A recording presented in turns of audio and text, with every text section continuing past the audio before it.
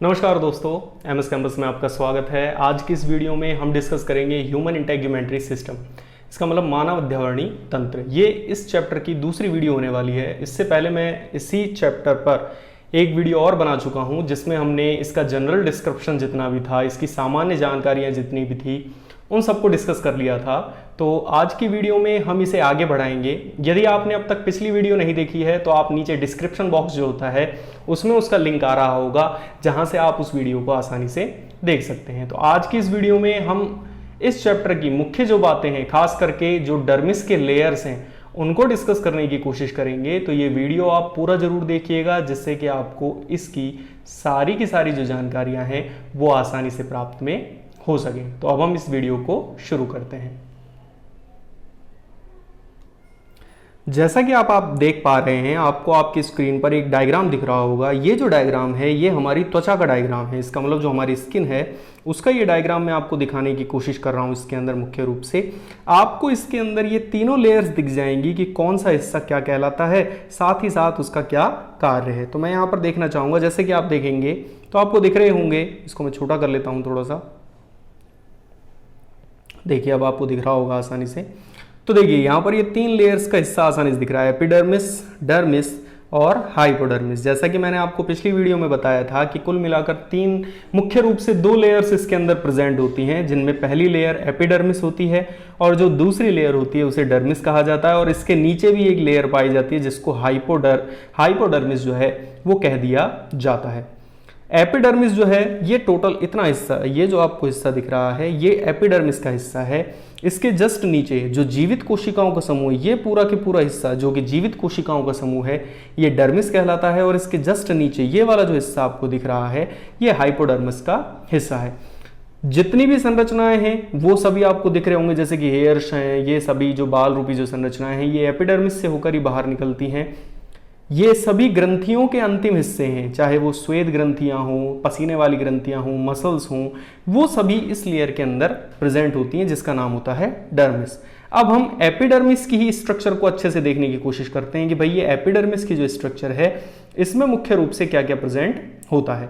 तो जैसा कि मैंने आपको लास्ट वीडियो के अंदर समझाया था कि एपिडर्मिस की जो लेयर है इसको मुख्य रूप से हम 5 भागों में डिवाइड कर सकते हैं। तो इन पांचों के नाम हम देख लेते हैं। देखिए सबसे पहला नाम स्ट्रेटम बेसल। स्ट्रेटम बेसल का मतलब हो गया स्ट्रेटम जर्मिनेटम, जो कि अंकुरण स्तर था। इसका मतलब सबसे पहला स्तर ये जीवित कोशिकाओं के संपर्क में होता है। देखिए ये वाला जो ये हिस्सा आपको दिख रहा है, जहां पर मैं इस समय मार्क कर रहा हूं, ये डर्मिस की लेयर है। और इसके ऊपर ये हिस्सा जो है ये एपिडर्मिस की सभी कोशिकाएं हैं, जिनमें 5 स्तर इसके मुख्य रूप से हैं। पहला स्तर स्ट्रेटम बेसल है, दूसरा स्तर स्ट्रेटम स्पिनोसम है, तीसरा स्तर स्ट्रेटम ग्रेन्युलोसम है, चौथा स्तर स्ट्रेटम ल्यूसिडम है, पांचवा स्तर जो है वो है स्ट्रेटम कॉर्नियम। और इसके ऊपर डेड सेल्स का जो है वो ग्रुप प्रेजेंट होता है। तो ये 5 स्तर होते हैं। अब ये तो हमने डायग्राम से समझ लिया। अब हम इनको एक एक करके समझते हैं कि किस हिस्से की क्या क्या विशेषताएं होती हैं। तो आप वीडियो को पूरा जरूर देखते रहिए। अब हम डिस्कस करेंगे इसके सबसे पहले स्तर को, जिसका नाम है स्ट्रेटम जर्मिनेटम या अंकुरण स्तर। इसकी क्या क्या विशेषताएं हैं इनको मैंने लास्ट वीडियो में भी थोड़ा बहुत समझाने की कोशिश की थी, लेकिन पूरा के पूरा जो है उसको हम इस वीडियो में डिस्कस अब करेंगे। तो देखिए सबसे पहली विशेषता इसकी यही है कि यह सबसे निचला स्तर है जो डर्मिस के ठीक ऊपर स्थित होता है। डर्मिस का मतलब आप सभी समझते हैं चर्म, मतलब कि जिसमें जीवित कोशिकाएं होती हैं, उनके जस्ट ऊपर यह स्थित होता है। अब चूंकि जस्ट ऊपर स्थित है तो इसकी कोशिकाएं भी जो है वो भी हल्की सी सजीव होती हैं। पूर्ण रूप से सजीव नहीं होती, हल्की सी सजीव होती है, जो ऊपर की ओर नई नई स्तरों को खिसकाती रहती हैं। बना किसका होता है तो ये स्तंभाकार कोशिकाओं का, कॉलमर जो सेल्स हैं उनसे निर्मित होता है। और इसकी कोशिकाओं को जो पोषण प्रदान करने का काम है वो मुख्य रूप से डर्मिस की कोशिकाएं करती हैं। साथ ही साथ लगातार इसकी जो कोशिकाएं हैं वो विभाजित होती रहती हैं, और विभाजित हो करके जितना भी जो लेयर्स बनेंगी उनको ऊपर की ओर पुश करती रहती हैं, जिससे कि जो हमारी ऊपर की लेयर्स हैं वो बनती रह सके। एक जो हमको विशेष रूप से इसमें ध्यान रखना है वो ये ध्यान रखना है कि इसमें विभिन्न प्रकार के उभार उपस्थित होते हैं, खांचेनुमा संरचनाएं पाई जाती हैं। और वो जो खांचेनुमा संरचनाएं हैं उनका नाम होता है रेटिपेक्स। ये आप विशेष रूप से ध्यान रखेंगे कि उन खांचे नुमा जो संरचनाएं हैं उनको रेटेपेक्स कहा जाता है। ये रेटेपेक्स जो संरचनाएं होती हैं ये इसको डर्मिस के साथ जोड़ने में काफी सहायता करती हैं। साथ ही साथ इसमें वर्णक कोशिकाएं या पिगमेंट सेल्स भी प्रेजेंट होती हैं जिनमें मेलानिन नाम का एक वर्णक भरा हुआ होता है। और ये जो मेलानिन नाम का वर्णक है ये वही वर्णक है जो हमारी त्वचा को रंग प्रदान करता है। धूप में जब हम निकलते हैं तो मेलानिन का स्रावण बहुत ज्यादा हो जाता है और मेलानिन के अत्यधिक स्रावण की वजह से जो त्वचा है वो सांवली हो जाती है, ठीक है। लेकिन जैसे ही हम इंडोर ज्यादा रहते हैं तो मेलानिन का कम स्रावण होता है, इसलिए त्वचा ज्यादा सांवली नहीं होती। तो ये भी इसका जो है वो एक प्रमुख कारण होता है। तो ये सभी जो विशेषताएं हैं वो स्ट्रेटम जर्मिनेटम की होती हैं, ठीक है। अब हम आगे डिस्कस करते हैं इसके बारे में। दूसरा जो स्तर आता है हमारा वो है शूल स्तर। इसके बारे में ज्यादा जानने को नहीं है। शूल स्तर या इसका दूसरा नाम होता है स्ट्रेटम स्पिनोसम। इसकी जो कोशिकाएं हैं वो बहुकोणीय कोशिका या पॉलीहेड्रल कोशिकाएं होती हैं जो कि कई स्तरों में उपस्थित होती हैं और मुख्य रूप से इसका जो काम है वो अधिचर्म या एपिडर्मिस को स्ट्रेंथ या कहें एक तरीके से जो दृढ़ता है वो प्रदान करने का होता है। तो इसकी जो है वो ज्यादा विशेषताएं नहीं है, लेकिन मुख्य रूप से जो इसका काम है वो एक ही है कि ये एपिडर्मिस को स्ट्रेंथ या दृढ़ता प्रदान करेगा। दूसरी चीज जो आपको इसमें ध्यान रखने की है वो ये है कि भाई इसकी जो कोशिकाएं हैं वो बहुकोणीय कोशिकाएं होती हैं और कई स्तर्स में होती हैं, कई लेयर्स में होती हैं। ये सभी के साथ होगा कि वो एक लेयर के अंदर खत्म नहीं होगी, उसके बहुत सारे जो है वो स्तर उपस्थित होंगे, ठीक है। तो अब हम तीसरा स्तर इसका डिस्कस करते हैं। तीसरा स्तर जो है उसका नाम है स्ट्रेटम ग्रेन्युलोसम। इसको कनी स्तर भी कहते हैं।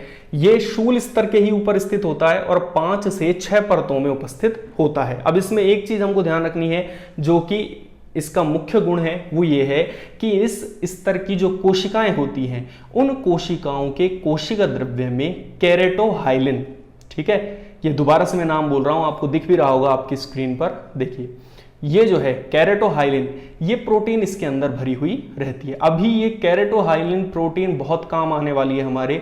अगले स्तर में इसका विघटन होगा और इससे दूसरी प्रोटीन बनेगी और उससे अगले स्तर में भी ये काम आएगी। तो ये आपको विशेष रूप से इसका नाम ध्यान रखना है कि ये जो कोशिका है इन कोशिकाओं में एक प्रोटीन भरी हुई होती है जिसका नाम होता है केरेटोहाइलिन। और ये किस स्तर की कोशिकाओं में होती हैं? तो स्ट्रेटम ग्रेन्युलोसम या शूल स्तर की जो कोशिकाएं हैं उनमें ये मुख्य रूप से भरी हुई होती है। अब हम अगला स्तर हमारा डिस्कस करते हैं। अगला स्तर जो है हमारा वो है स्ट्रेटम ल्यूसिडम, जिसको स्वच्छ स्तर भी कह दिया जाता है। इसकी विशेषताएं देखते हैं कि भाई इस स्तर की प्रमुख विशेषताएं क्या हैं। तो देखिए ये चपटी कोशिकाओं से बना हुआ होता है जो लगभग 3 से 4 स्तरों में होगा। जो भी मैं बता ही रहा हूं कि हर जो लेयर है या कहें कि हर जो लेवल है वो 3 से 4 लेयर्स में आसानी से डिवाइड होता है। अगली चीज, इनकी जो कोशिकाएं हैं उनका केंद्रक नष्ट हो चुका होता है और ये पारदर्शी कोशिकाओं में रूपांतरित हो जाती हैं। पारदर्शी कोशिकाओं में रूपांतरित होने की वजह से ही इसे स्वच्छ स्तर भी कहा जाता है। तो ये हमको ध्यान रखना है कि भाई पारदर्शी कोशिकाओं में विभाजित हो रही हैं, इनका जो केंद्रक है वो नष्ट हो चुका है इसलिए पारदर्शी कोशिकाओं में है और पारदर्शी कोशिकाओं में होने की वजह से ही इन्हें जो है वो स्वच्छ स्तर भी इसको कह दिया जाता है। अब देखिए क्या होगा, इनकी जो कोशिकाएं हैं उनमें भरा हुआ है एल्डिन प्रोटीन, ठीक है। एल्डिन का जमाव है इनकी कोशिकाओं में और वो एल्डिन का जमाव इसीलिए है क्योंकि केरेटोहाइलिन जो है उसका यहाँ पर विघटन हो चुका है और इस केरेटोहाइलिन के विघटन की वजह से, एल्डिन के जमाव की वजह से ये स्तर जो है ये कोशिका को जलरोधी बनाता है। जलरोधी का मतलब है वाटर रेजिस्टेंट, पानी आसानी से कोशिका में प्रवेश नहीं कर पाता। और वो क्यों प्रवेश नहीं कर पाता? क्योंकि उनमें एल्डिन भरा हुआ होता है, एल्डिन, ठीक है। और ये एल्डिन जो है ये केरेटोहाइलिन के प्रोटीन के विघटन से बनता है, ठीक है। तो ये समझ में आ गया आपको अच्छे से। अब हम देखते हैं अगला स्तर की, अगले स्तर की क्या प्रमुख विशेषताएं रहने वाली हैं। अगला जो स्तर आता है वो है स्ट्रेटम कॉर्नियम। स्ट्रेटम कॉर्नियम जो है इसे किन स्तर भी कह दिया जाता है। एपिडर्मिस का सबसे बाहरी स्तर है जो कि शल्काकार कोशिकाओं से बना हुआ होता है। एपिडर्मिस जो है हमारी, उसका सबसे बाहरी स्तर होने वाला है ये, और इसकी जो कोशिकाएं हैं वो शल्काकार कोशिकाओं से बनी हुई होती हैं। इस स्तर की अधिकांश कोशिकाएं मृत कोशिकाएं होती हैं क्योंकि इनमें केरेटिन का जमाव हो चुका होता है। देखिए ये केरेटिन वही है, एल्डिन के बाद केरेटिन आएगा, केरेटोहाइलिन, फिर एल्डिन, फिर केरेटिन, तो इसका जमाव हो जाता है, तो इससे वो कोशिकाएं मृत कोशिकाओं में बदल जाती हैं, जिसकी वजह से जो हमारी सबसे ऊपर की लेयर है उसमें किसी प्रकार का हमको दर्द महसूस नहीं होता। यह सबसे मोटा स्तर है जो 8 से 10 परतों में होता है। फिर मैं बता रहा हूं कि पैरों के तलवों और हाथों के हथेलियों में ये और भी ज्यादा मोटा हो जाता है क्योंकि वो घर्षण को ज्यादा डील करती हैं, ठीक है। साथ ही साथ इस स्तर की कोशिकाएं शरीर से लगातार अलग होती रहती हैं, मतलब कि नष्ट तो हो ही चुकी है, एक तरीके से मृत कोशिकाओं में रूपांतरित हैं, तो वो धीरे धीरे जो है वो शरीर से अलग होती रहती हैं।